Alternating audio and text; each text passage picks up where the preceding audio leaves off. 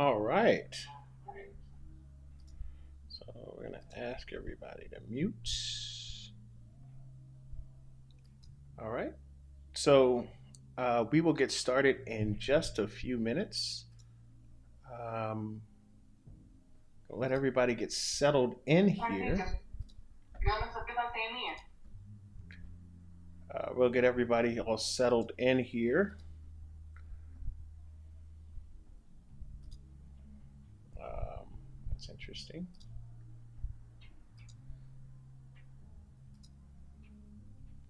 There we go.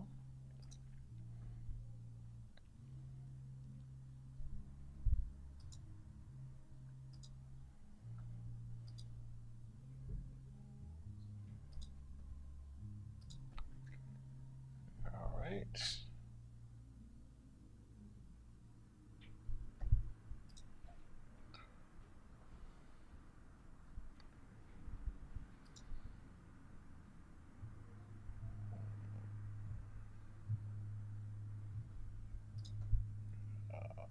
All right.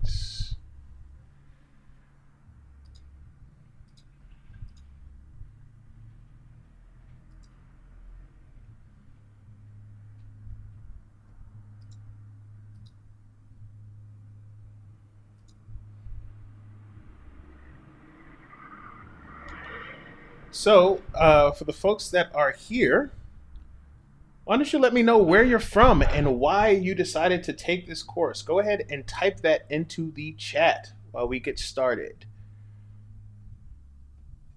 Again, what brought you here and where you're from?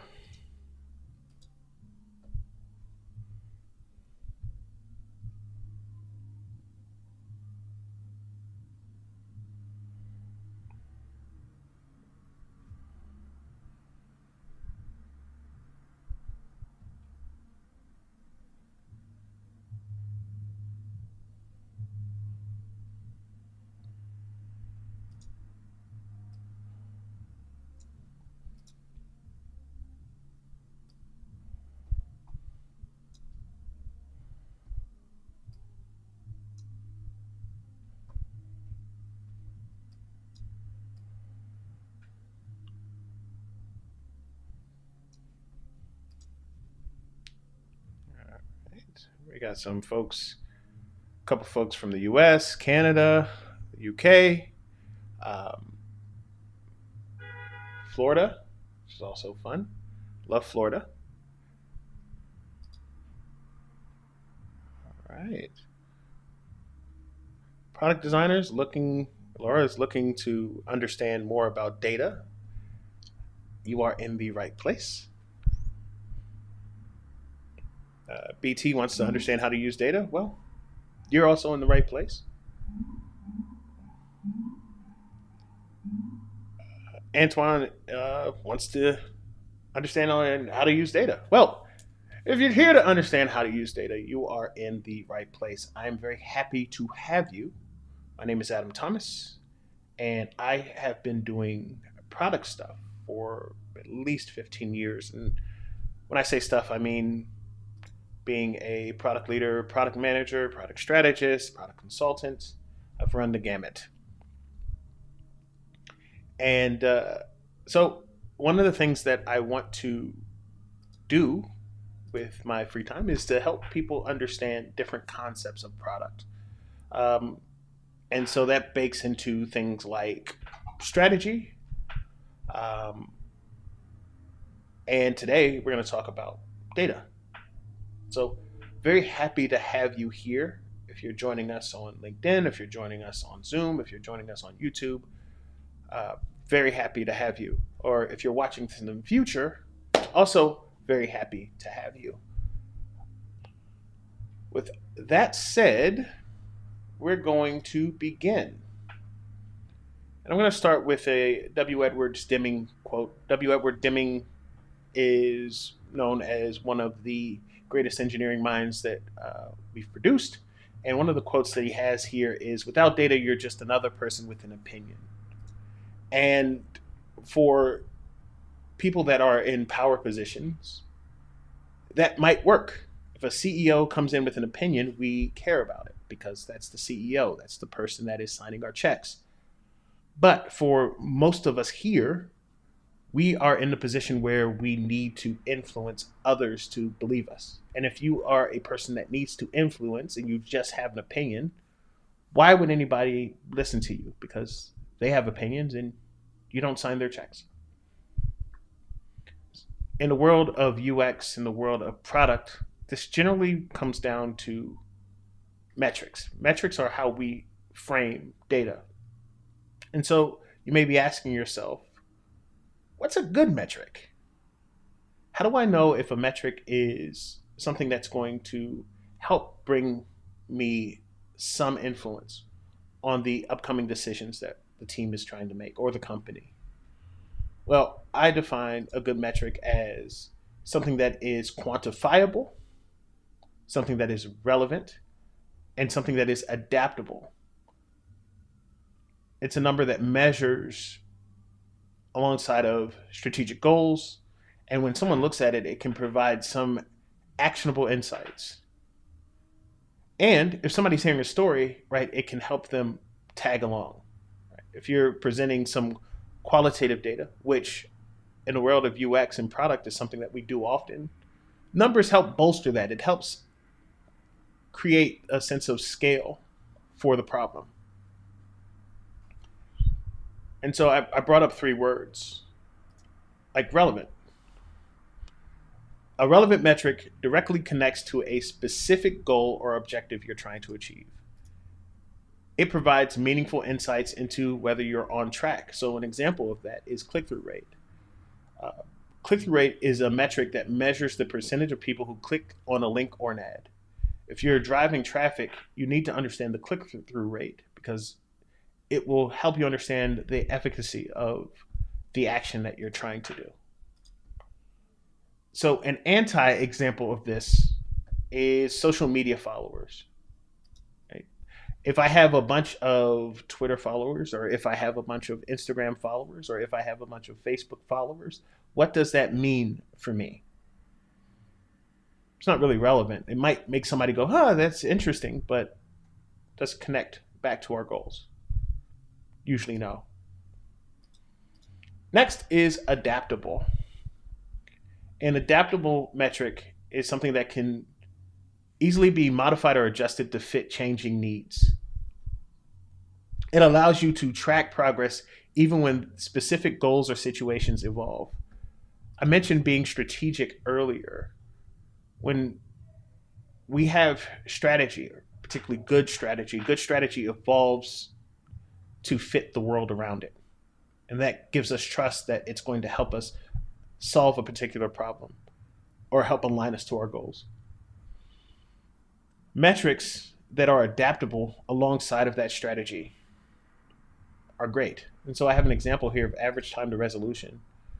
This metric tracks how long it takes to resolve customer issues. It's adaptable because you can adjust it to measure different resolution times or different types of issues. Right? You can pull the camera back enough to adjust that metric to whatever the current strategy asks of you. An anti-pattern, an anti-example of that are number of website visitors. Because again, much like social media followers, how does this adapt? Can't really change it. It's just a flat number that doesn't really help you do anything or learn anything. And lastly, let's talk about quantifiable. Quantifiable means it can be expressed as a number or value that can be objectively measured. Falsifiable. For an example of this, website loading speed.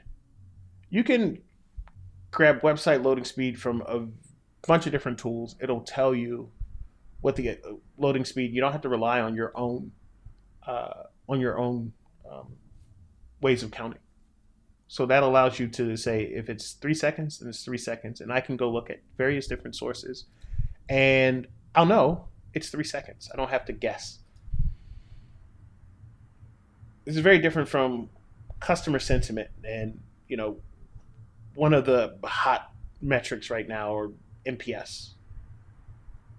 I can't quantify NPS at all. I don't know what NPS is. I don't know. Well, I know what NPS is, but I don't know how do I affect that. How does that affect my product? Where did that feeling come from? They want to share it. Okay. What makes them want to share it? Or they hate our product. What makes them hate our product? Can't really tell. Um, NPS is a horrible example of a quantifiable metric for many reasons, although we use it all the time. In short, when you put together relevant, adaptable, and quantifiable, metrics are a guiding tool.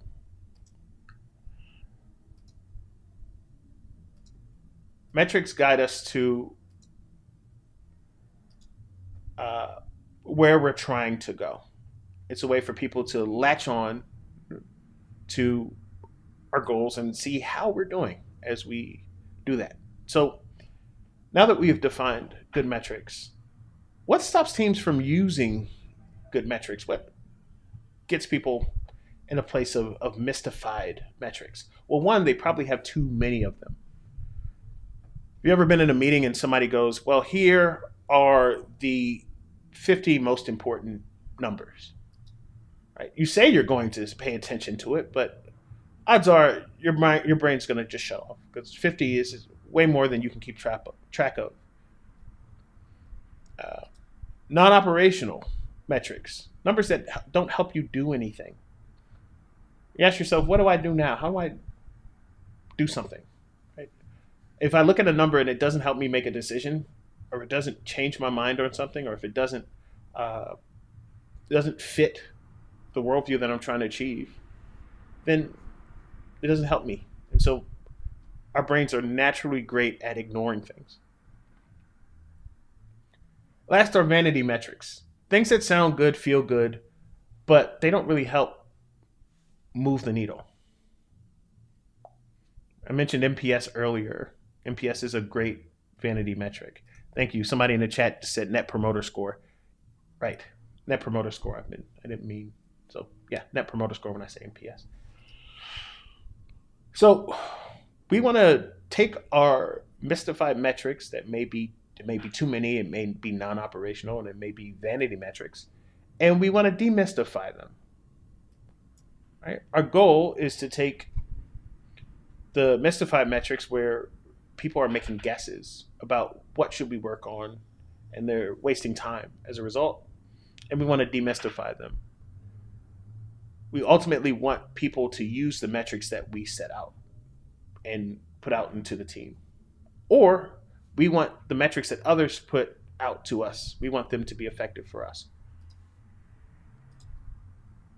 And so that's what we're going to talk about today. We're going to talk about how you can become demystified as it relates to metrics. How can you start to think about metrics in a way that helps you frame your own and then in some ways deconstruct other folks' metrics to make them usable for you. And so we're going to fight the three things I mentioned. One, with too many metrics, we're going to talk about how do you make metrics meaningful. For the non-operational metrics, we're going to talk about how you turn them into being action-oriented. And then for vanity metrics, we're going to talk about how you can turn them into being aligned, relevant, adaptable, quantifiable. So let's begin. We have too many metrics,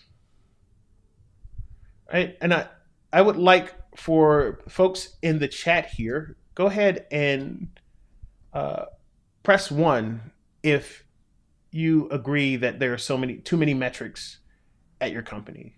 Like you can't keep track of any of the metrics because there's just way too much.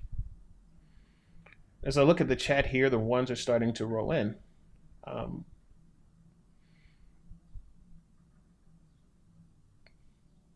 Whitney says no metrics at all. We're going to solve that too. But it's interesting because it's either one or the other. Either people tend to have way too many, or they have none at all, right? People are just kind of flying by the seat of their pants.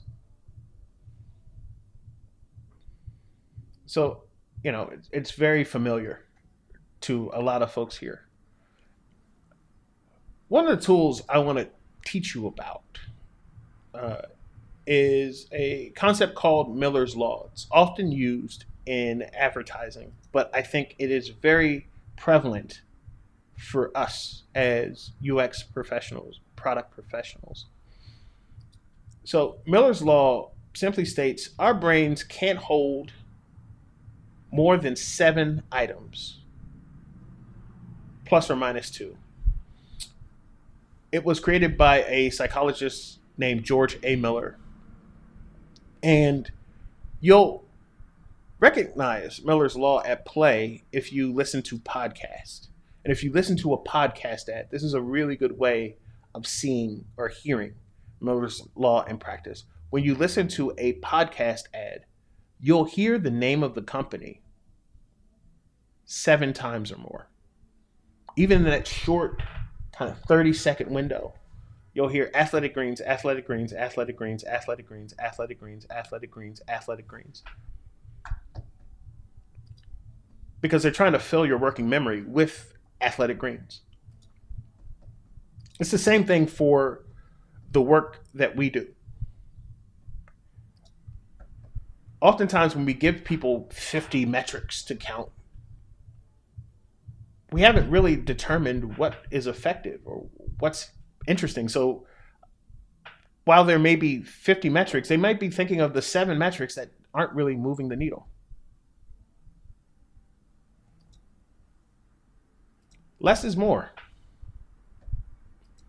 And so what I want to do is deconstruct how we think about metric creation, and really build it from the ground up with the folks here today. Let's build it from the ground up. And I'm going to give you 3 things you need to think about whenever you're creating metrics. Now, if you're in a place of too many metrics, you're going to realize that this is something that you can't do for a lot of metrics in general, right? It's going to get very information heavy. And if you're in a place of no metrics, this is a great place to start because it's going to start to help you see what's important and what's not important. So here are the 3 things. You want your metrics to drive decisions, and you want them to be meaningful. You don't want too many of them. So you want to do 3 things when you think about your metric. And go through the metrics in your head, right? Ask yourself, what is the push? Think about what the problem this metric is here to solve. We need to measure this because of XYZ. That's a great sentence to start with when you think about a particular metric in your head. And if you can't really answer that question, then you probably have a useless metric, right? You could probably throw it out. Next is, what goal is the metric driving us towards? Right? We're measuring this for some reason. Why are we measuring it? When we hit our goal, we will accomplish blank. And so, much like a push, if you can't tell me what the goal is for that metric, well, you could probably get rid of it. It's probably useless. If you haven't created one yet, you're starting to create a really clear start and end point with, hey, this is the problem. Hey, this is the goal we're trying to get to. Great. Now we know that. And then a clear action. We want to do something with the metric, right? One of the reasons why we talked about, when we talked about, vanity metrics, or we talked about social media, we talked about website count, doesn't really tell me anything. The number always goes up, or it's supposed to go up. And so it doesn't really give me much to do. Good metrics have verbs, right? You're moving towards something. You're moving towards the goal. You're moving away from a problem. And so there has to be a verb attached to that. We are going to lower. We are going to raise, right? Think about the action that you're trying to do when you're creating that metric. And less is more, right? So if you are able to turn some of these into uh, a goal, or you turn it into something that drives you to a goal, turns it into something that drives you away from a problem, and you can tie an action to it. Right? You're already starting to tell a story. And you don't need much of these. You don't need many of these to really get you where you need to go. And so I want us to try something real quick. I'd like for you, for those here, um, think about a metric you've used in the past. The more impactful, the better. And I want you to write the push, pull, and the verb of that metric. If there wasn't one, just think of one and create it. And then I want you to post it in the chat. We're going to do that for the next 10 minutes. If you have any questions, go ahead and type them in the chat and I will get to them. But 10 minutes, think about a metric, think about the push, think about the pull, and think about the verb associated. Spend 3 minutes per section, right? Try to get through the exercise. And you'll hear from me in 10 minutes.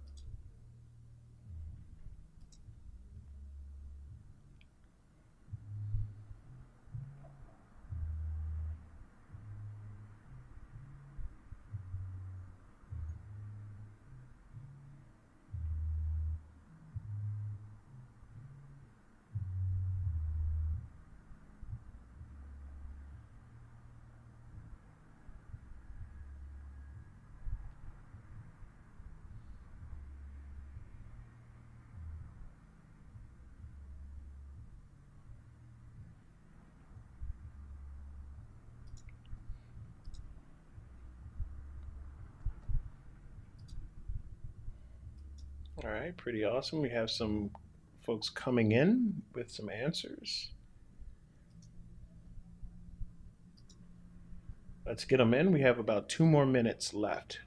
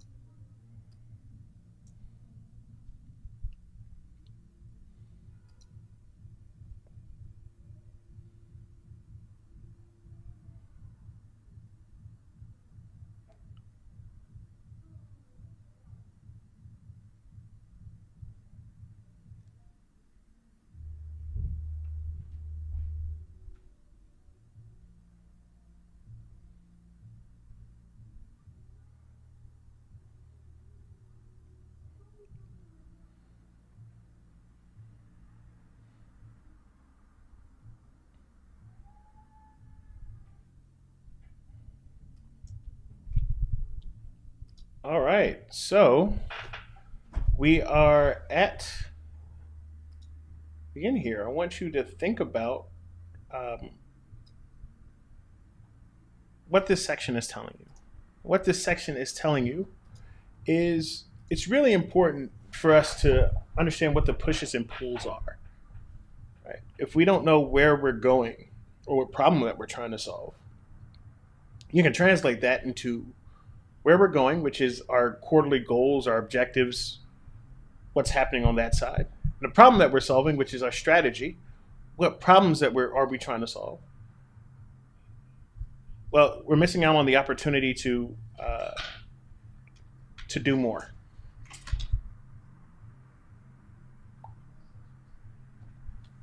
And so the other thing that we have to figure out is that metrics are important for you. We need to write them down. So if you are working on a team with a lot of metrics or no metrics, it's a good opportunity to just sit down and write all the metrics that you hear and ask yourself, can you do all that with these? And then lastly, verify with your team. Think about Miller's Law. Are these going to be the most important 7 things that we track, or 3 things, or 4 things, or 5 things? If they don't help us make decisions, well, we can move on. So let's go to our next section. Sensing metrics. Sensing metrics are going to help us deal with the idea of non-operational metrics. Because metrics that don't help a team make decisions are pretty useless. Right? They don't really drive us into solving the problem. And so let's talk about sensing metrics. Sensing metrics are a concept that I've created that helps teams start to take the metrics that they find important and start to turn it into something that people can act on. And the thing about metrics that people act on is they tend to have 3 qualities. And those qualities are their status changes. That metric that we have will change X. right? What is it changing? How is it changing it? Let's make that very clear. We want to keep it within a time structure. Give it a sense of urgency. This metric will change X if Y doesn't happen in the next 2 weeks. Right? Now we have created stakes. So when somebody looks at that metric, they can start to tell a story uh, with themselves. And then lastly, you want to tie it to strategy. This metric will change X if Y doesn't happen in 2 weeks, impacting our ability to accomplish Z. Again, when you do that with a metric, you turn the metric into just a number, right? It may be important as we worked on in the last section, but now we're turning it into something that when people look at it or when people read it, they know exactly what the stakes are and how it affects the long-term goals or strategy that we are trying to chase after. Because metrics are designed to move. They're designed to create decisions. And because of that, when we structure our metrics into a story, we're able to get people to move on things. And so I want you to take the next 5 minutes and I want you to take the metric that you've created in the chat and I want you to add the sensing piece to it. Add some context, give it a time period, and then tie it back to the strategy if you can. And if there is no strategy, um, highlight that and say what you think the strategy is. What are we trying to accomplish? And so I will give you 5 minutes. We will make this big like we did before. And I am looking forward to reading your answers. So I will see you in a bit.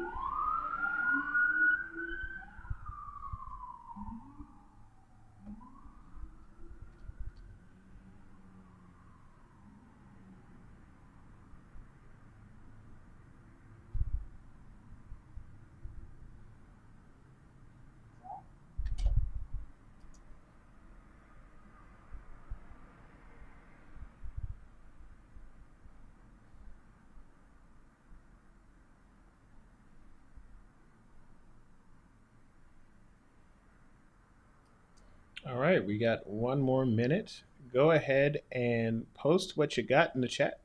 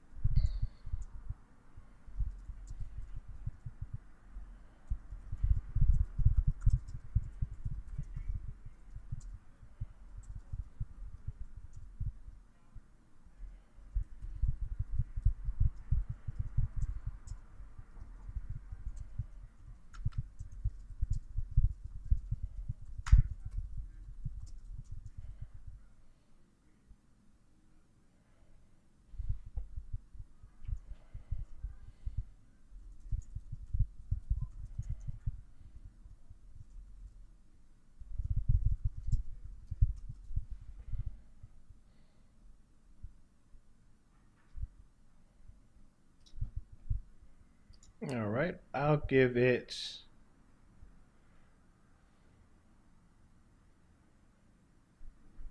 another 30 seconds for people to post, and then we'll get moving to the last section.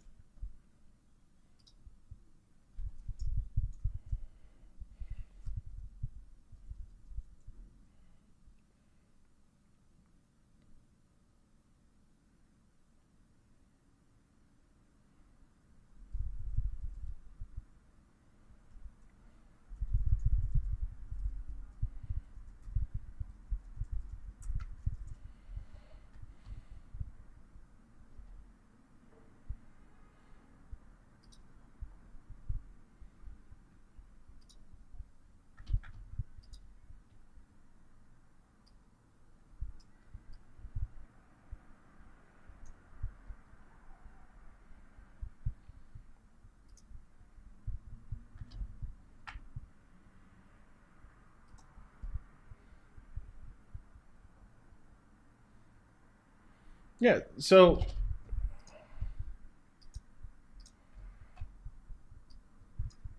what's great about this exercise is it starts to highlight what the ambiguity is and some of your metrics, right? And so for the folks that I see that did the exercise, right, you start to ask questions like, okay, how soon is this?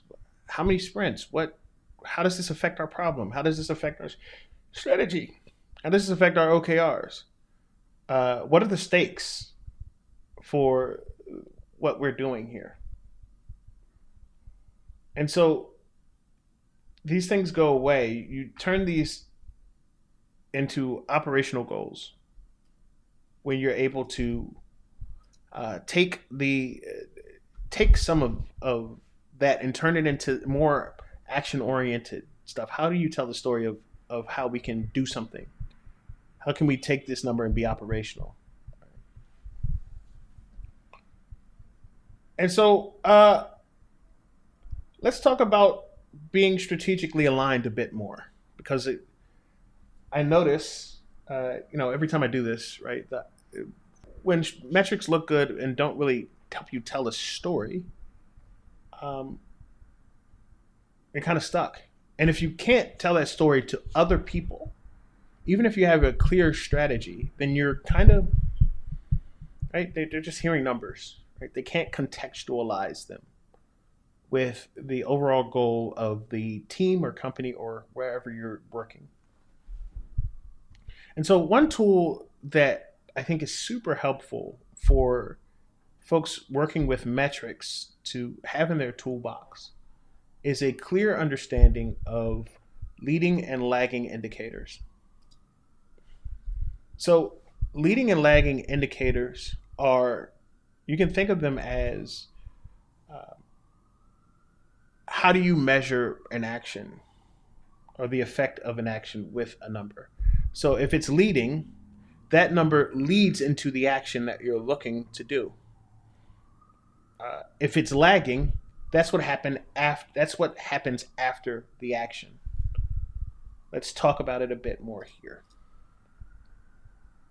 The good thing about leading indicators is they are going to help you start to create a crystal ball effect. You're going to be able to start to understand what is driving some of the actions that you want, or what's not driving some of the actions that you want. Versus lagging indicators, which are great for past performance. Uh, when you're talking about things like revenue, right, and everything attached to something like revenue, right, that's something at the end. And while it's not helping us create a crystal ball, it's really the number that we're going to tell people about, right? It's the number that binds us all together. And so with leading indicators for UX and product people, right, this is where you work. This is where your work is applied. When you think about leading indicators, they're the thing that your sprints can change. Lagging indicators are for evaluation. So for your team, your leading indicators are going to be the thing that informs your strategy and identifies potential issues early once you start to get a handle on building your or understanding your leading indicators. Versus lagging indicators, those are going to be your measures of success, and they're going to identify areas of improvement. So uh, let's do an example here. I mentioned revenue. Let's take revenue. And you're often going to hear executives talk about, well, we need to increase revenue. The great thing about lagging indicators, and the reason why executives use them, is because all roads eventually lead back to a lagging indicator. And in a business, all roads lead back to revenue and cost. Some way, some shape, it's an exhaustive uh, it's an exhaustive category. Everything will go back there. Now, with that as your lagging indicator, let's talk about. I see increased community. BT wrote increased community growth here in the chat. Right? Where does that go? That's somewhat of a lagging indicator too, right? Because when you increase community growth, it should have an impact on revenue. So let's go back. What is an action that is going to increase community growth?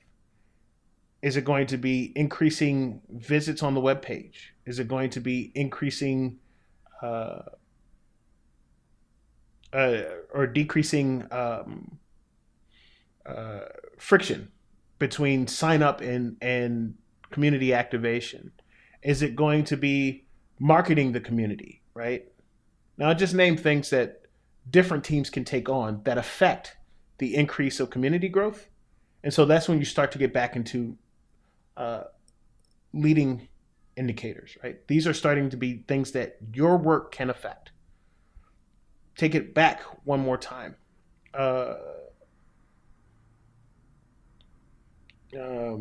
Click-through rate. What is the click-through rate of someone in that community going through a funnel to join that community? Now, that is a very leading indicator type of metric, because click-through rate is something that we can affect, right? We can do various experiments directly on click-through rate. And that is going to help us understand the other metrics that follow through. And so what we did here as an example is go through leading indicators, lagging indicators, and go backwards uh, to understand the leading indicators that they're in. And that's important because when you think about leading indicators, for example, feature utilization, these are things that can work with your team. But if you go to an executive and say, I want to work on feature utilization numbers, they're going to go, what does that mean for me? It becomes a metric that I can't use. And so, likewise, if I go to my team and say, I want to affect churn rate, okay, there are a million ways in which we can affect churn rate. Now I'm confused. I don't know how this is going to be helpful for me, right? And so it's important when you start thinking about leading and lagging indicators, uh, you are really creating a map for your metrics to help communicate strategic intent. And you're going to need both. Different teams need different metrics. Stakeholders are going to be more towards lagging indicators. Your product team and the people you work with every day are going to be more towards leading indicators. Make sure you keep both of them in your pocket, in your toolkit. Now, I've mentioned story about 50 times. And so, one thing I want to leave you all with is a quick way to tell a story, a quick way to break down the story. One of my favorite frameworks to do that is called the ABT framework. And the ABT framework stands for and, but, therefore. And is the thing that sets the stage for and provides context, because you need a way to connect the past and set up a narrative. When you create an and, you want to use a fact to strengthen the story up front. Then you have the but. But is introducing the conflict that needs to be resolved. You need people to care about the challenge, and you need a way to make this impactful and real. When you start talking about time and problem, like we did before, this becomes the core ingredient of your but part. This is the conflict. This is what we need to overcome. And so when you use metrics and you tell that story with that metric there, it becomes very powerful. And then therefore is the path to resolution. What is our call to action? We need a way to show people that we're going to tackle the problem that we suggested, and we need to get a way to get people started. And so with our metrics, when we talk about verbs or things that we're going to do, that fits in the therefore piece.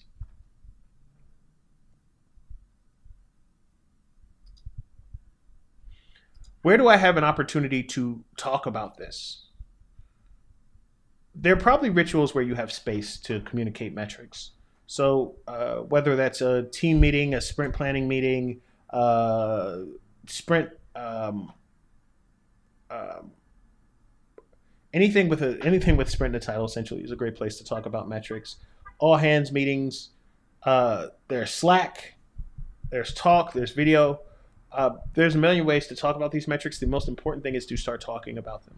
Get better at telling the story about your metrics. So if you want to start using them, you need to start telling stories about them. Then people start listening to you, and then you'll get feedback, and that way you'll keep getting better. Remember the rule of 7. None of us have remembered a story for all of our life when we heard it once. In fact, if I asked you what you ate for breakfast on Wednesday of last week, could you tell me? Probably not. Probably something. Give an idea of what you ate. You wouldn't be able to tell me exactly. But you can tell me about a children's story you heard as a kid. Why? Because you've heard that children's story over and over and over and over and over again. You need to think about that when you talk about your metrics.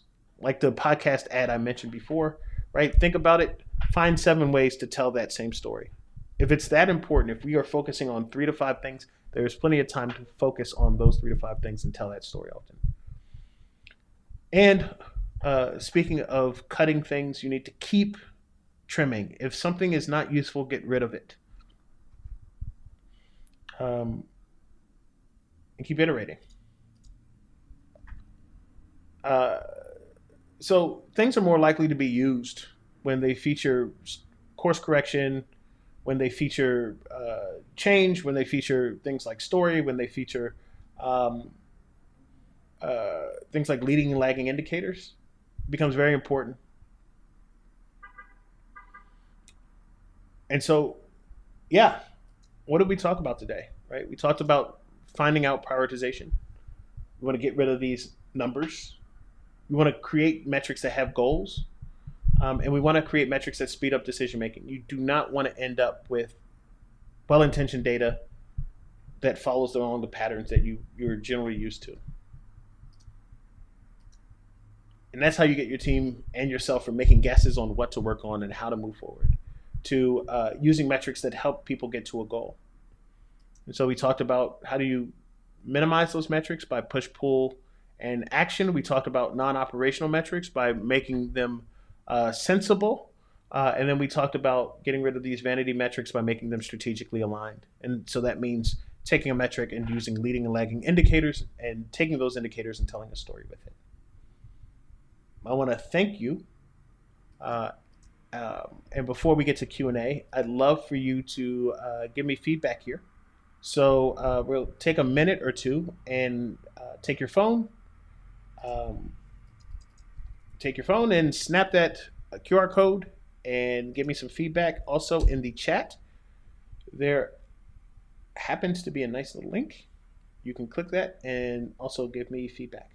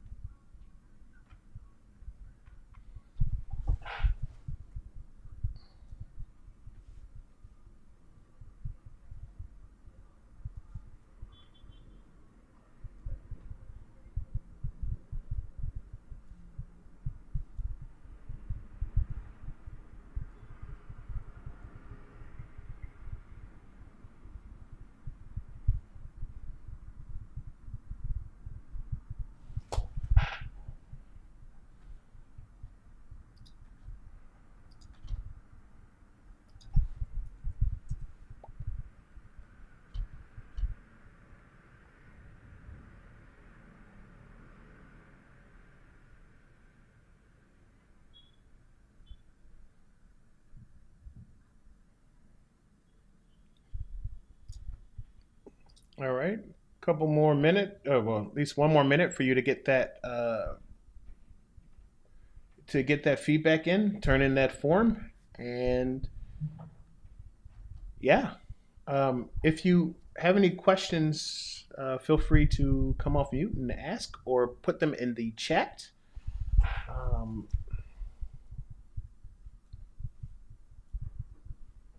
and I will answer them.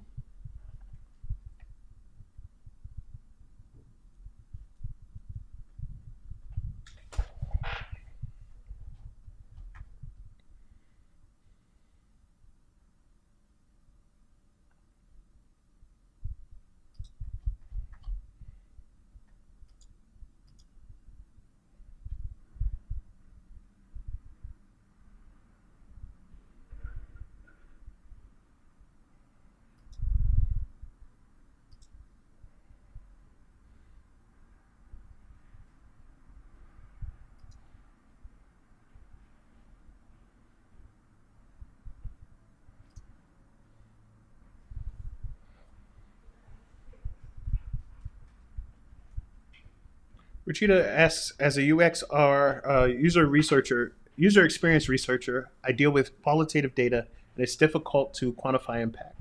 How would you suggest we approach using data, and are there sources that you'd recommend?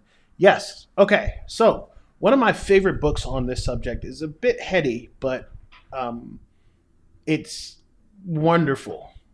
And the book is called How to Measure Anything by Douglas Hubbard. In the book, he walks you through a way of doing that and using statistics to pull quantifiable data out of qualitative things. One of my favorite anecdotes from that book is where a manager wanted to understand their employees' happiness, and after a series of questions with Hubbard, they realized that, hey, if people are smiling, then it pretty much is a good way of understanding how people are. Uh, Thank you. I was just about to type that. Thank you. So uh, they found out that how they could measure that was by watching their folks smile as they walked in, and by counting smiles, they would know employee sentiment, and that worked. And according to the manager, he said that worked better than any advanced number that they came up with. So what do you pull out of that story? Um, in observation, you start to find things that people do that drive the story that they are, the story that they're telling you, or the story that you're seeing. Um, and so when you have the opportunity to take a look at the qualitative data, you can start to use simple things to count simple patterns that you're noticing, and that can give you a sense of quantitative data, and also give you an idea of what to measure moving forward. And so it takes time, but the idea of counting something simple from observation, that's going to give you enough to start doing some of the stuff that we talked about here today.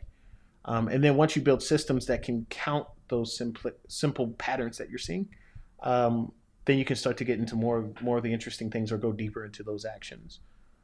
So, yeah, I would definitely definitely recommend How to Measure Anything, and I would say leverage things like contextual inquiry as much as you can, because, and I mean, it's slow going, but it'll start to give you an understanding of patterns that you can start to count and use as quantifiable measures that you can go tell other people, like, I noticed this, and this, um, moving forward. I hope that helps. BT mentions, let's say the Instagram engagement is trying to bring awareness to a local dance magazine turned art collector's book. It's hard to recruit people to advertise it due to low budget or resources, so traffic is low on the engagement.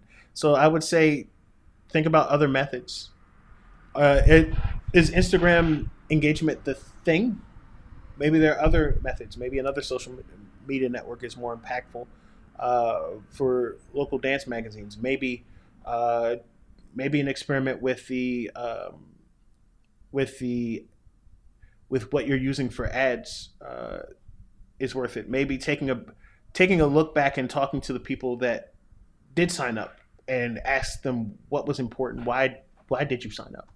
I can start to give you some insight on what's happening, and so you can use that to start to adjust um, some of the some of the ways in which you're trying to search for new people, or trying to insert ads. Um, and so, yeah, I would ask, one, I would ask, is Instagram the right channel? Two, if Instagram is the right channel, are we sending the ads to the right people? Right? What's the efficacy of the ads?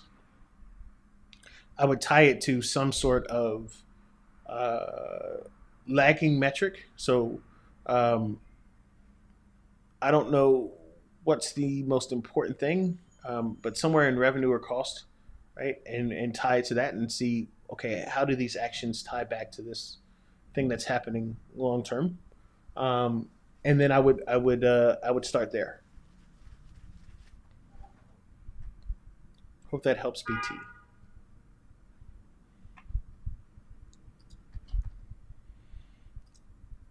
All right.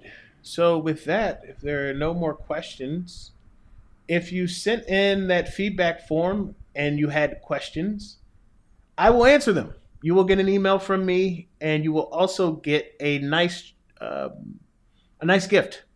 Uh, so if you haven't turned one in, I would say do so because you're going to get a gift, and you're going to be able to ask any question you want. So I would turn those in. If not, always feel free to reach out to me. Here's all my contact information. Take a picture and reach out. I'm always happy to answer questions as they come in. Thank you for joining me today, and I hope you have a wonderful, wonderful, wonderful weekend. Bye.